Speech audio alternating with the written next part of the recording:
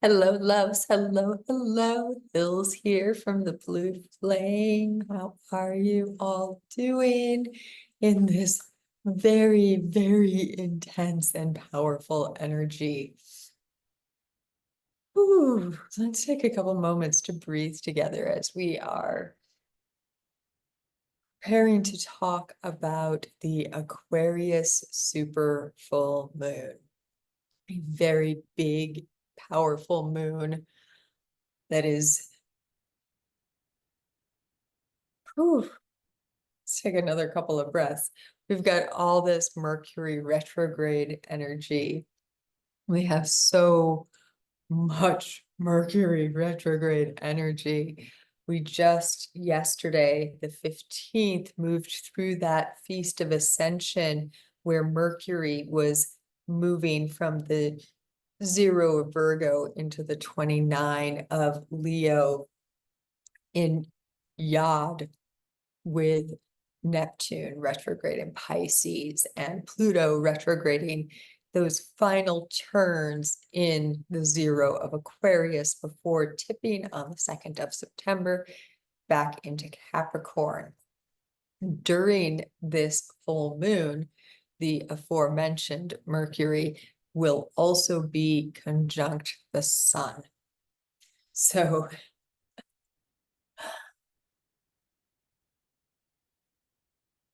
let's take a moment here, because the sun during this full moon is still in Leo, conjunct exactly to Vesta, the eternal flame, that very, very fiery energy. And they are both conjunct to Mercury, who the day and the hours really just before the full moon will pass through Vesta and the sun, and on the full moon itself will be just off to the side, the sun at 27 and Mercury retrograde now at 26 of Leo. This puts that trifecta of Vesta, the sun, and Mercury also exactly trine to the galactic center in Sagittarius, making a fiery, fiery, fiery grand trine with Eris over in Aries at 25 degrees, and Chiron a little more loosely now at 23. Of course, in the days following the full moon, the trine between retrograde Mercury and retrograde Chiron will become exact as well. You're starting to pick up a little bit of what I'm laying down here. This is a big moon, and not just because its proximity to Earth is greater. The moon across the wheel in Aquarius. Moon across the wheel in Aquarius. Also 27 degrees. It's exactly across from the sun on the full moon, of course. So here we have an opposition, right? Here we have an opposition being made. The sun and Vesta and Mercury. And across the wheel, we have the moon in Aquarius. The moon in Aquarius inviting us to shine a bright, bright light on all of those places where we do not let our freak flag fly, all of those places where we are afraid to be our true, authentic, unique, radiant beingness. Now, this is being activated even more because they are not alone. Our friend Uranus, who rules Aquarius, is at 27 of Taurus, getting ready for its retrograde also on the 2nd of September, making this a lovely T-square.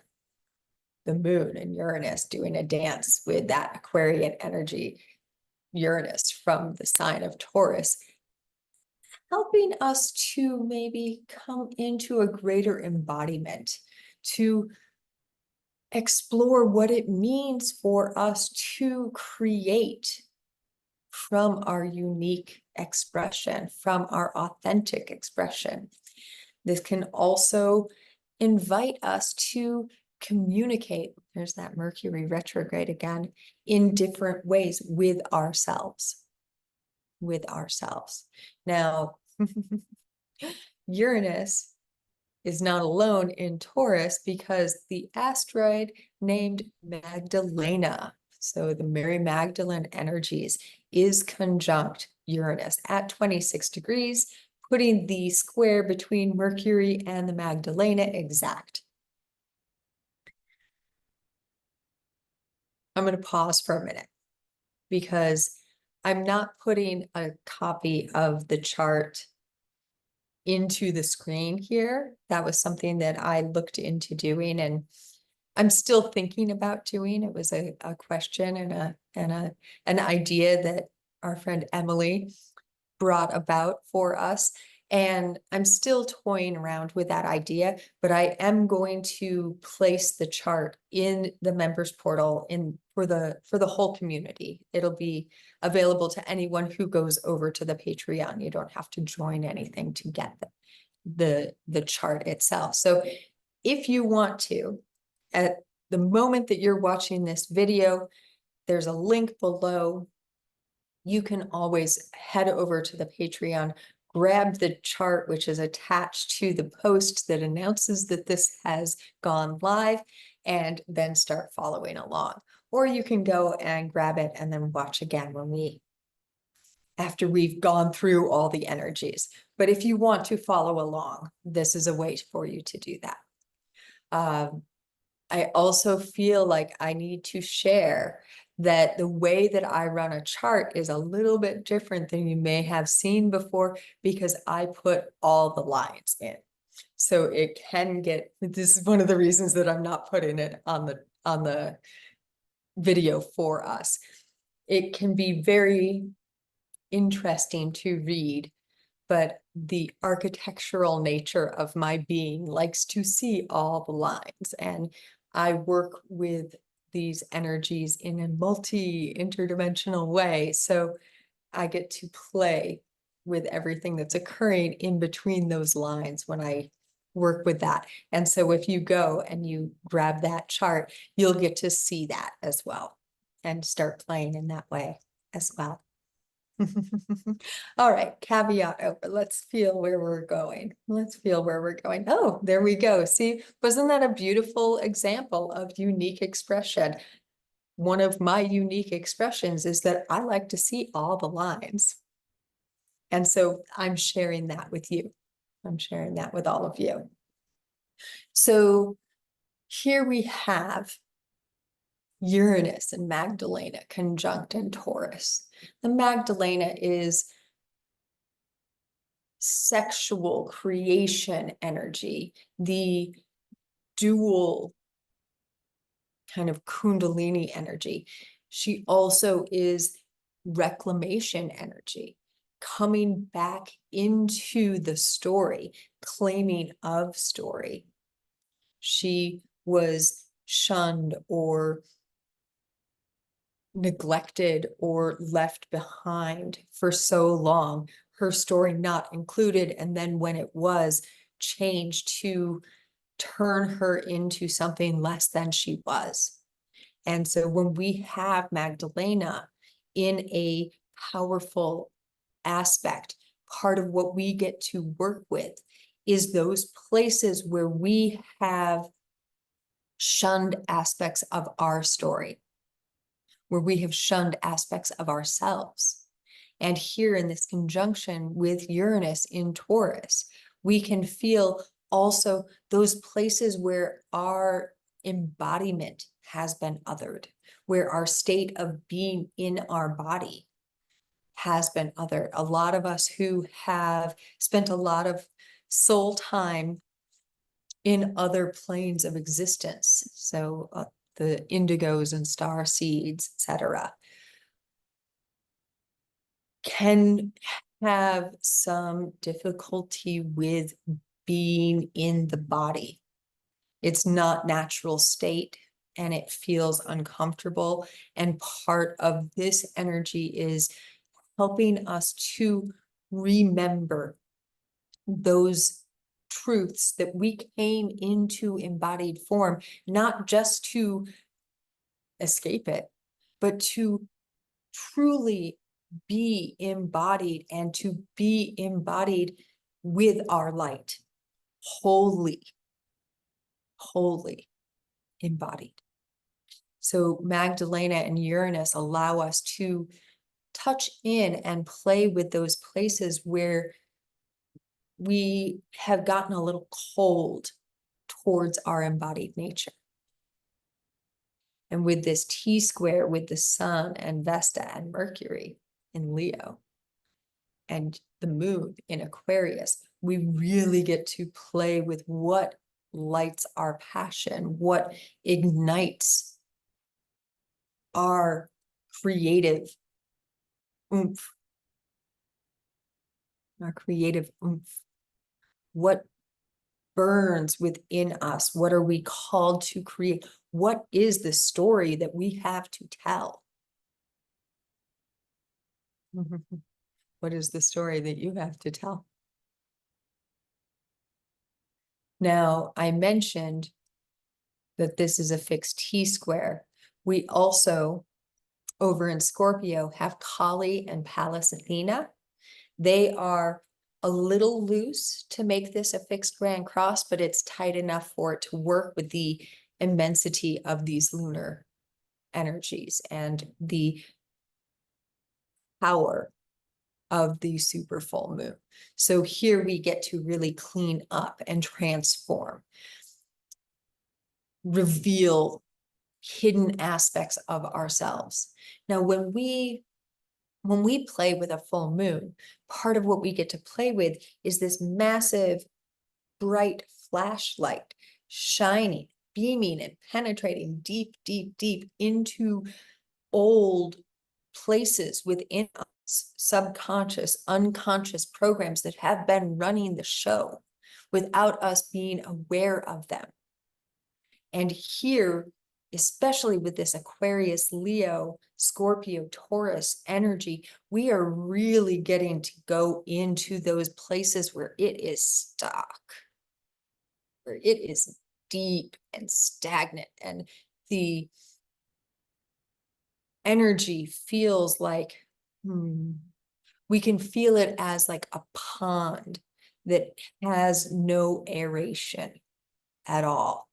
And this moon as a beautiful white lily that has started to grow in the center of the pond, digging its roots deep and deep and deep and deeper and deeper and deeper and deeper into this pond, and starting to circulate the nutrients.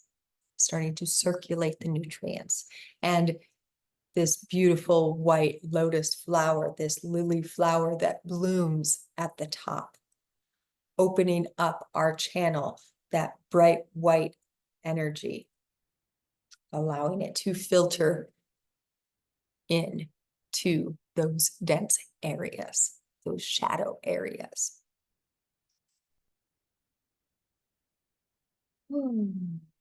Let's feel where we're going to go next. We mentioned that there is this fixed grand cross, and Kali and Pallas are working together in Scorpio.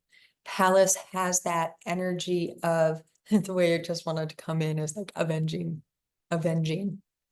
It is really, though, about owning full nature, that feminine version of the Mars I am and drive energy. So really giving the get up and go to help us navigate. And Kali, of course, whether she's showing up in her Ma or her demon slayer form, and usually it is part and party, they are working together. So you may find that things are revealed to you about who you thought you were that are a little uncomfortable. You may also find this in your relationships, because this is one of the playgrounds of incarnation, of our journey, is the relationships that we engage in, our familial relationships, our partners, our children, the friends that we have, our coworkers, the person that we meet on the street or in the grocery store, or who walks up to us and we have a conversation with.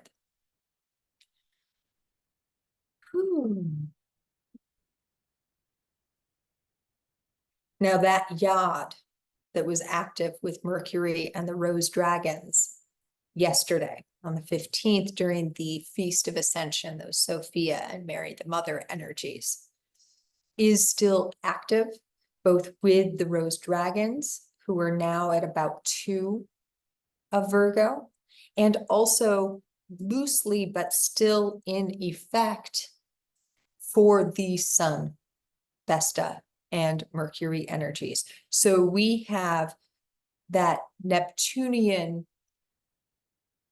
retrograde through Pisces energy of let us reveal in our dreams, let us journey, let us discover the illusions, those lies that we have been telling ourselves or that have been told collectively. And with Pluto at the 0 of Aquarius, the sign that the moon is in, and getting ready to move back into Capricorn, we can start to feel that that time that it's going to spend in Capricorn is now being activated.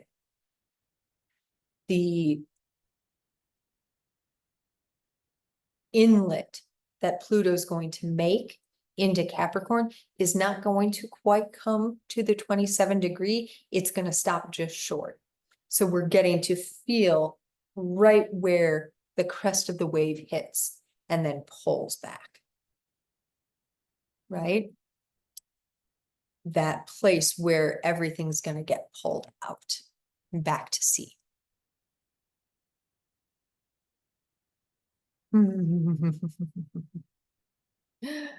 We have some more crosses to play with as well. This is a very, very potent moon. Some people are calling it the most potent moon of the year, the most intense, the wildest. I don't know if I would go quite that far. We've had some pretty wild ones and we have some pretty wild ones to come, but this one is definitely big. It's definitely big. And before we move into the other T-squares, I want to feel, I'm going to invite all of us to feel for a moment. So like those breaths that we took at the beginning, let's take a couple more. And as I open to feel who is coming in next, I'm going to invite each of you also to open and to allow your channel to widen, that you may receive the energies that are flowing in the undercurrent of these words a little bit more deeply, a little bit more deeply. Oh. Yes. All right. I just heard we're going to go in order. So we've worked with the fixed energies, and now we're going to move into the mutable energies, to those falling aways.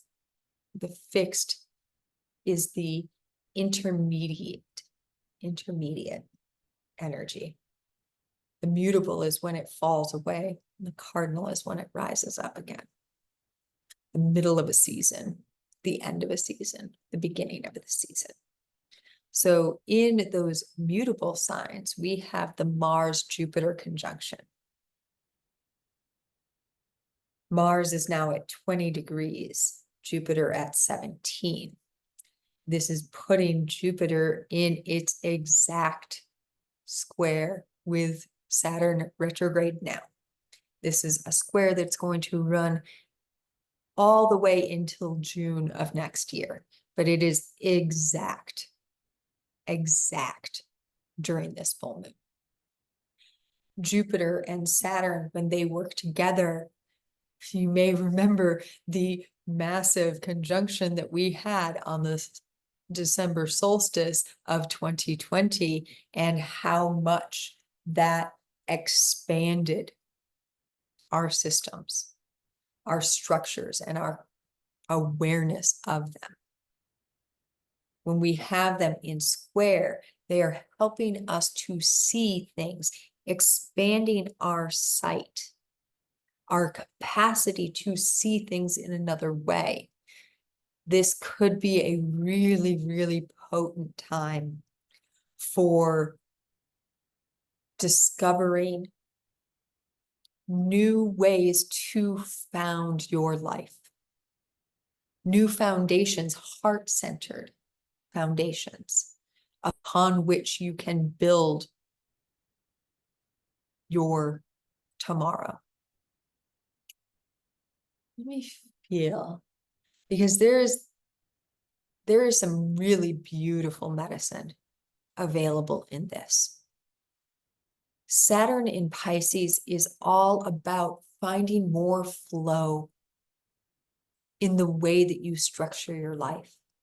In retrograde, it's helping us to remember all of those places where we're still acting a little bit rigid, where we have decided that time means this or this means that. If then we put very strong limitations on things, where we have gotten a little too focused on our rational minds and not given enough credence to our hearts, or where we have gotten really, really, really into our hearts and we've started to other our minds. All of these places where we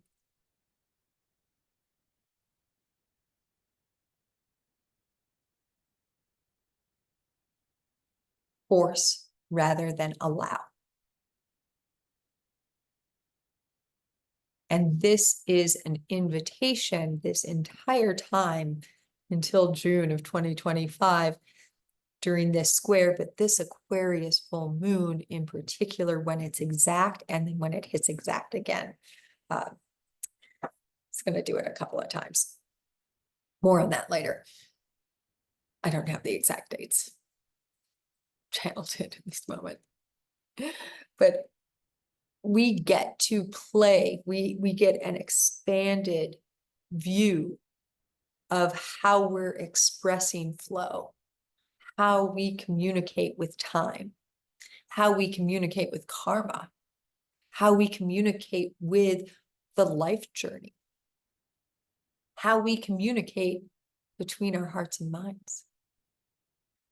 How do we transfer information? How do we transfer information?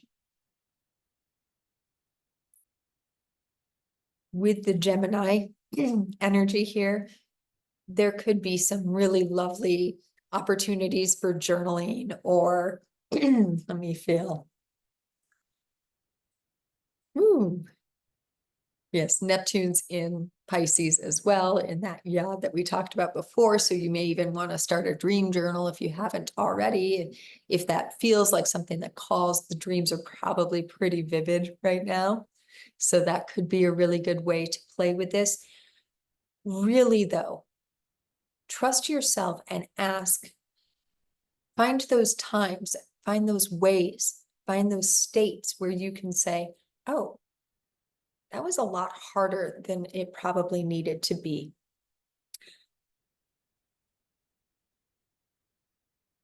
Let me look at what I was doing. How was I in that situation? How was I in that situation? What were my reactions? What did I try and do? Were there places where I could have simply allowed more flow? This could be any situation. It could be a conversation. It could be the way that you drove to work in the morning. It could be what you had for breakfast. Little things are being highlighted for us in this moment so that we can really fine tune our relationships to everything, to embodiment, to being, to time, to karma, to what it means to be part of the new earth, to what it means to be spiritual, to what we consume in all of the ways that we consume, and in particular to our bodies, to the elements that make us up, that form this beautiful vessel in which our soul is residing. They are not alone. These beautiful squares between Mars and Jupiter and Saturn during this full moon, to put a fine point on it, we have Venus at 18 degrees and Hecate at 19 degrees of Virgo, making it a T-square. Venus and Hecate being exactly across the wheel from Saturn. So again, we get to really feel those choice points. We get to really feel those choice points. What are we choosing and how are we choosing it? What are we choosing and how are we choosing it? Again, Mars is that I am and that drive energy. So here we have the triple wisdoms of Hecate, Hecate, and those divine feminine energies of Venus, now evening star, fully risen in our night sky at sunset, visible everywhere on the planet just after sunset. We can play around and dance and sing and alight in our wholeness. This is Virgo energy. We also can purify. We can clean out the gunk so that when we come to those decision points, we're making them from a state of wholeness as opposed to from old patterns of wound.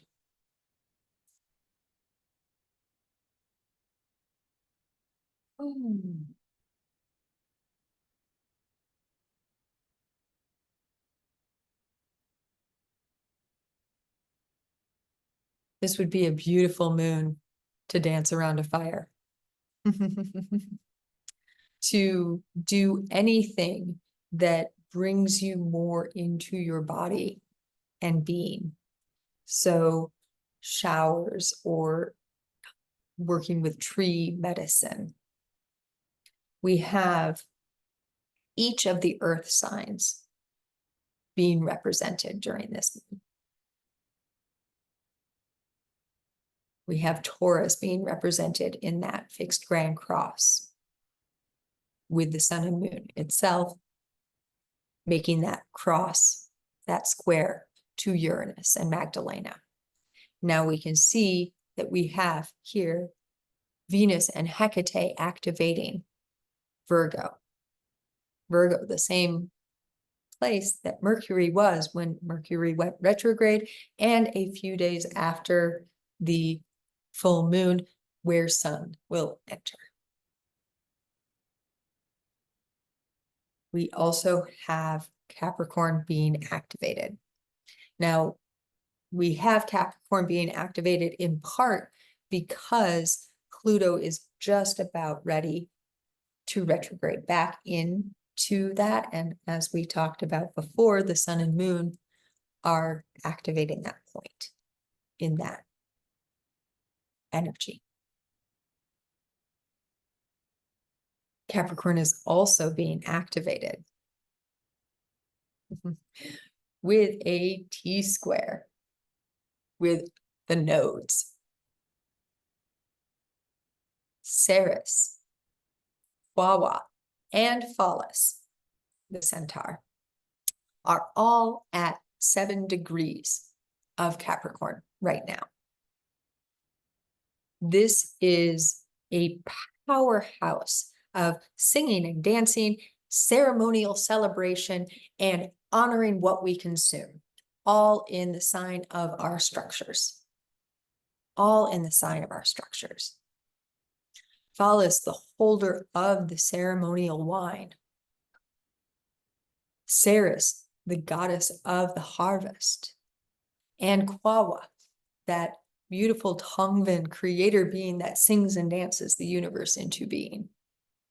Here we can feel all three of them dancing together, saying, celebrate your life, celebrate your life, celebrate your embodiment, celebrate and let everything in your life be a ceremony.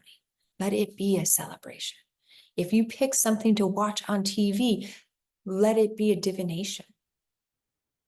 If you're making dinner, dance and sing through the kitchen, allow light to flow in.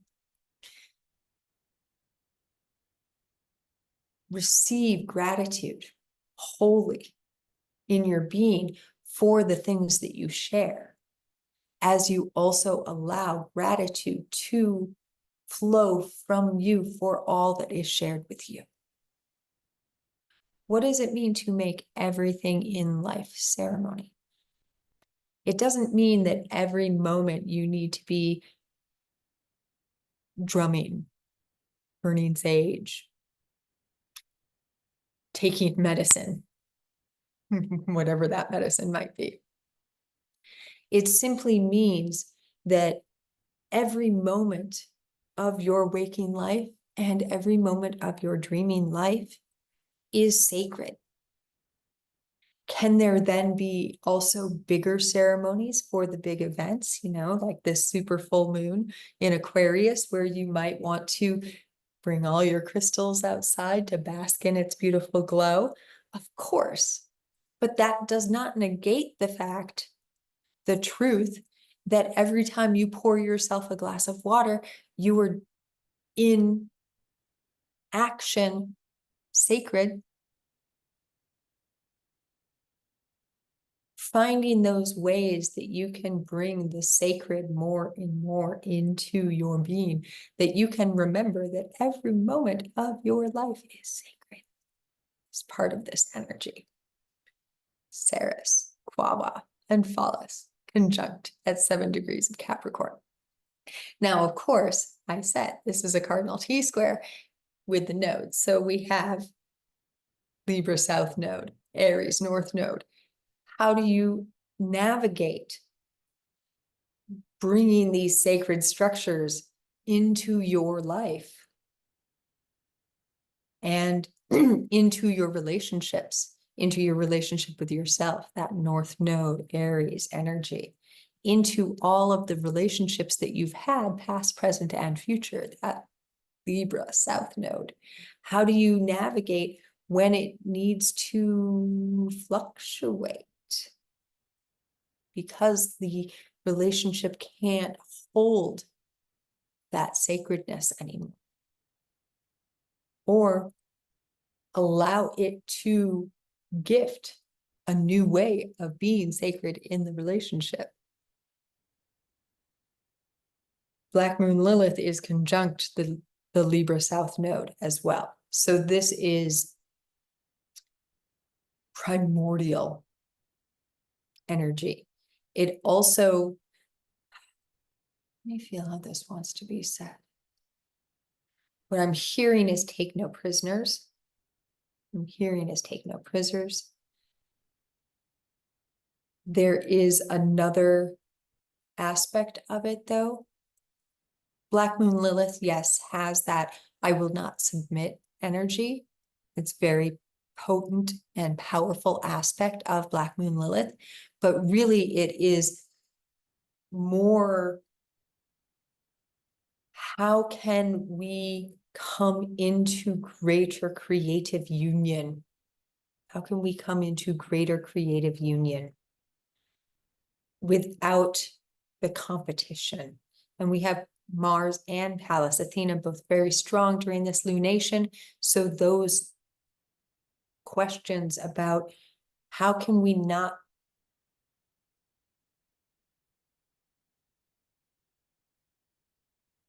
force someone else to play a role for us because we need that competition in order to stoke our fires. That is an old paradigm. Part of the new that we are birthing is finding that unique expression that lights us up